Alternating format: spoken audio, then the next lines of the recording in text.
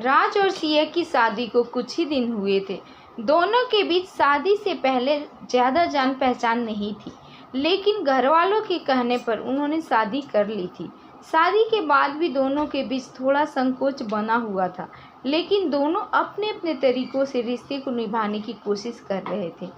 शादी के कुछ दिन बाद राज ने सोचा कि अब उन्हें एक दूसरे को बेहतर तरीके से जानना चाहिए। एक दिन रात के खाने के बाद राज ने सिया से कहा, सिया, मैं जानता हूँ कि हम एक दूसरे के लिए अभी नए हैं, लेकिन मुझे लगता है कि हमें एक दूसरे के साथ खुलकर बात करनी चाहिए। सिया थोड़ा मुस्कुराई और बोली, हाँ, मुझे भी ऐसा ही लगता है, लेकिन कैसे शुरू करें? राज ने थोड़ा हिचकते हुए कहा, क्या हम कहीं घूमने जा सकते हैं? शायद इस माहौल से बाहर निकलकर हम बेहतर तरीके से एक दूसरे को समझ सकें। सिया ने सिर हिलाकर हामी भरी और फिर अगले दिन दोनों ने एक छोटे से हिल स्टेशन में जाने का प्लान बनाया। हिल स्टेशन पहुंचते ही सिया और राज दोनों को एक अलग सा सुकून महसूस हुआ। वहां की ठंडी हवाएं और पहाड़ियों का शांत वातावरण दोनों के बीच के तनाव को कुछ कम कर रहा था। सिया ने हल्के से राज का हाथ पकड़ा और बोली, यहाँ आकर बहुत अच्छा लग रहा है, यह जगह कितनी खूबसूरत है। राज ने उसकी ओर देखकर मुस्कुराते हुए कहा, हाँ, सचमुच लगता है यहाँ आकर हम दोनों थोड़ा आराम से रह सकेंगे। वहाँ की शांति और प्राकृतिक सुंदरता दोनों के दिलों को करीब ला रही थी। जैसे जैसे दिन बीत रहे थे, दोनों के बीच की दूरी धीरे धीरे घट रही थी। एक शाम जब दोनों पहाड़ी की चोटी पर बैठे सूर्यास्त देख रहे थे, राज ने सिया से पूछा, तुम्हें कोई डर है? मतलब इस नई जिंदगी में या फिर किसी और चीज़ से? सिया ने थोड़ी देर सोचा और फिर धीरे धीरे कहा, मुझे डर है कि मैं तुम्हारी उम्मीदों पर खरी नहीं उतर पाऊंगी। तुम बहुत अच्छे हो और मैं नहीं चाहती कि किसी भी वजह से हमारा रिश्ता खराब हो। राज ने सिया के हाथों को थाम लिया और बोला, सिया, मैं चाहता हूँ कि हम दोनों एक दूसरे को वैसे ही अपनाएं जैसे हम हैं। कोई भी रिश्ता परफेक्ट नहीं होता, लेकिन हम इसे मिलकर परफेक्ट बना सकते हैं। सिया की आंखों में आंसू आ गए, लेकिन यह आंसू खुशी के थे।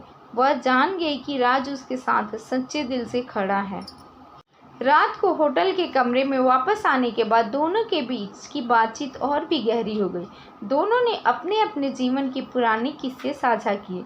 सिया ने राज को अपने बचपन की बातें बताई और राज ने उसे अपने कॉलेज के दिनों के मज़ेदार किस्से सुनाए। दोनों के बीच अब खुलापन आ चुका था और साथ ही एक नई समझ ही। रात के बीच अचानक सिया ने राज से पूछा, तुम्हें कभी किसी से प्यार हुआ है? यह सवाल राज के लिए थोड़ा चौंकाने वाला था, लेकिन उसने ईमानदारी से जवाब दिया, हाँ, कॉलेज के दिनों में एक लड़की से मेरा अफेयर था, लेकिन वो रिश्ता ज़्यादा दिनों तक नहीं चला। वो सब अब बीता हुआ समय है, अब सिर्फ तुम हो। सिया ने उसकी आंखों में सच्चाई देखी और फिर हल्की मुस्कान के साथ कहा, मैं जानती थी कि तुम मुझे कभी झूठ नहीं बोलोगे। दोनों के बीच अब नए तरह का जुड़ाव था। वो एक दूसरे के साथ खुलकर हंसते, बातें करते और नए सपने बुनते। हिल स्टेशन में उनकी यात्रा का आखिरी दिन था। उन्होंने सोचा कि वापसी से पहले थोड़ा और घूम लिया जाए, लेकिन अचानक मौसम खराब हो गया। आसमान में काले बादल छा गए और तेज बारिश शुरू हो गई। दोनों ने जल्दी से होटल लौटने का फैसला किया। होटल पहुंचने के बाद सिया ने देखा कि राज थोड़ा गंभीर हो गया था।